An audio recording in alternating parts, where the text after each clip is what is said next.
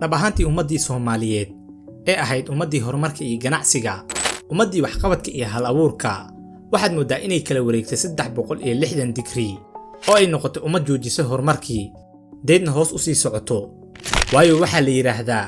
ummad haddii aad rabto inaad ogaato mustaqbalkeeda sida uu noqon doono waxa la qiimeeyaa dhalinteeda waxa ay qabanayso dhalinteeda waxa ay ku mashquulsan tahay iyo waliba dhalinteeda cidda ay ku dayanayso waayo dhalinta maanta waxay ku dhalin yaroobaan ay ku duqoobaan sidoo kale dhalinta maantana waa madaxda iyo hoggaanka berito bal hal mar isha mari oo fiiri 10 qofood ee ugu caansan dhalinteena ma yihiin kuwo berito dalka lagu aamini karo ma yihiin berito kuwa caruurtaada iyo caruurteedaba hogaamiyaal u noqon karo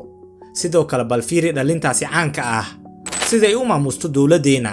kolkii lala barbar dhigo dhalinyarada kale ee wax soo saarka leh ee uu ka mid yahay ustaad cabdiraxmaan sabriye waxa dhacday marka anagu inaan ku fikirno inaan halkan ka bilowno ilaahay baa waafajiyay waan ku beernay yaayadu marka hore dibadda inagu imaanaysa laakiin halkaan si maxaan ku yiraahdaa fiican oo uga soo baxday marka si guud waxa ugu dhiirigeliyay baahiyaha dadka ayaan dareensanaa askartu kuma taqaano wax adaab iyo wax akhlaaq lagu dhaqmo weerarta ma jiraan qofku yaqaan male dhalinyarada tiktok leeda ah iyo youtuberada iyo maxaa leeyahay dadka facebookada aad ku waqeelaya maxaa leeyahay iskaba dhaaf tikboontigan ay qaabka ku soo dhatay guduba inta leeyahay markuu yimaado maxaa leeyahay airport qaybta caadiga xataa looma ogola qaybta VIP da ah oo dawladda iyo maxaa leeyahay wasiirada iyo xukuumadda dhan ay fadhiisataan leeyahay si sharaf leh dadkaas loo soo dhaweeyay haddaba si guud waxaynu barnaamijkeenan uga hadlaynaa caqabadaha ku hareeraysan wax soo saarka dalkeena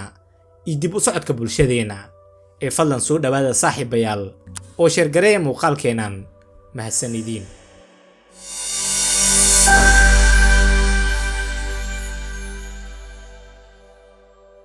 kolkii la fiiriyo gobolka iyo wadamada dhaca geeska Afrika waxaynu wadaagnaa dhibaatooyin fara badan oo saameeyay wax soo saarka beeraha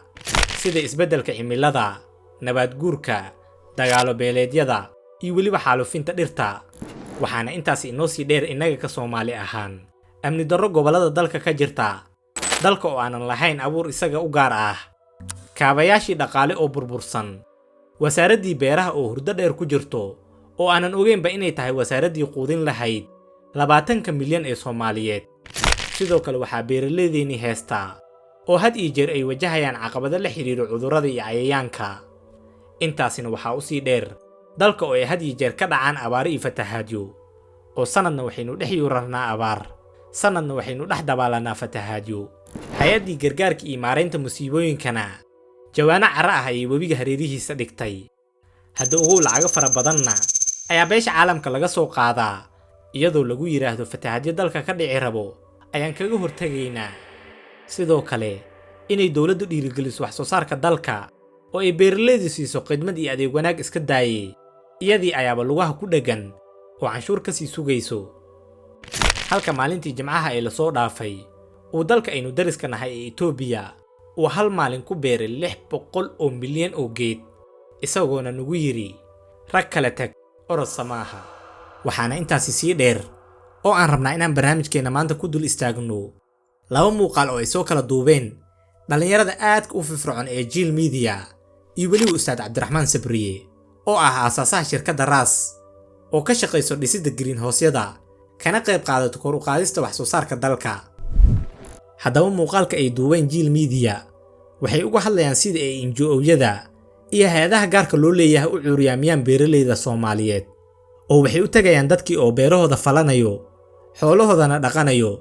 deedna waxay ku leeyihiin waxaynu nahay hay'ad idinka idin caawin doontaa oo waxaan idin samaynaynaa kaar bil walibana lacag ayaan idin soo diri doonnaa sanasiib xumo inaga ma imaan karno halkan ee adinka magaalada u soo guura oo halkaas ayaan xafiis ku leenahay oo aan mar waliba wax idinku sii karnaa haddaba masaakiintii beeraleyda ahaa waa ay rumaysanayaan arrintii waxayna u soo guurayaan magaalka iyadoona buushash ka dhisanaya magaalada hareeraheeda deedna qoladii NGO-ga waday waxay bisha koowaad masaakiintii siinayaan bur iyo saliid oo waa ay ku sawirayaan bisha labaadna waxay u dirayaan $5 oo kaliya hadda ugu waxay beerahoodii ka soo wadeen dad dhaqmaayo oo ay beertooda u soo go'aysay deedna waxay keeneen magaaladii oo sidaas ayay wax soo saarkii dalka u joojiyeen hase ahaatee waxaa jira dad iska diida inay magaalada soo aadaan oo iimaansada waxa yar ee beerahooda uga soo go'a. isla dadkaana waxay wajahaan dhibaato ah in kolkii ay beerahoodu soo go'aan dalkii la keeno mucaawino. deedna dadku waxayba heli karaan dalagyo bilaash ah oo qofnaba kama gadanayso dalagyadooda. ugu dambayna waa ay niyad jabaan beeraleydii oo waxay iyagina u soo guuraan magaaladii si ay u korsadaan carruurtooda. sidaasna waxaa ku wada istaagay wax soo saarkii dalka oo dhan. se waxaa jirta dhalinyaro barata kuliyadda beeraha oo u istaagay inay ka qayb qaataan wax soo saarka dalkooda, sida ustaad cabdiraxmaan sabriye oo kale. se ustaadku waxa uu hoosta kaga xariiqayaa muuqaalkiisa inay dowladdu mashruuciisa dhiirigeliso iska daayay, isagoo canshuur ka badan $500 ilaa $1,000 bishii bixiyo, inuusan xitaa hooyadii garoonka diyaaradaha ka soo wadan karin oo lambar 4 agteeda lagu celinayo, halka dhalinyarada qaaqlayaasha ahna madaxtooyada la geeyo laguna casuubo bandhigyada iyo goobaha hal abuurka ah kolkii la furayo. hadda ogow ninkani dhalinyarada ah ee hal abuurka la yimid waxa uu quudiyaa madaxweynaha iyo ra'iisul wasaaraha gurigooda, waxa uuna wax taraa dadkiisa, dalkiisa iyo naftiisaba. waxa uuna bixiyaa canshuurtii dalka si dalka dib loogu celiyo, si dowladdu inay isaga u hambaliyeyso iska daayay. qaaqlayaashii iyo qaaqlayaashii ayayba taalo u dhisi rabtaa oo ay madax wada saaranaysaa.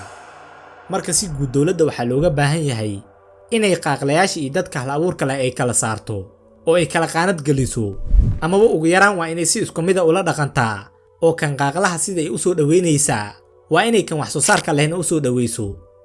amaba aynan ahayn ha ogaato dowladdu inay dhalinyarta oo dhan ku dhiirigelinayso inay qaaqlayaal noqdaan, kan wax bartay iyo kan aan wax baran ay isla qaylin doonaan, dalka iyo dadkuna ay wada noqon doonaan kuwo wada qaaqlayaal ah. ugu dambaynna haddii aad halkan nala soo gaarteen la jirkiina farxad ayay inoo tahay saaxiibayaal. inta aan barnaamijka xigay kaga kulmi doonana waxaan idinkaga tegaynaa dunidu waa dulqaad, dadaalkuna waa muhiim.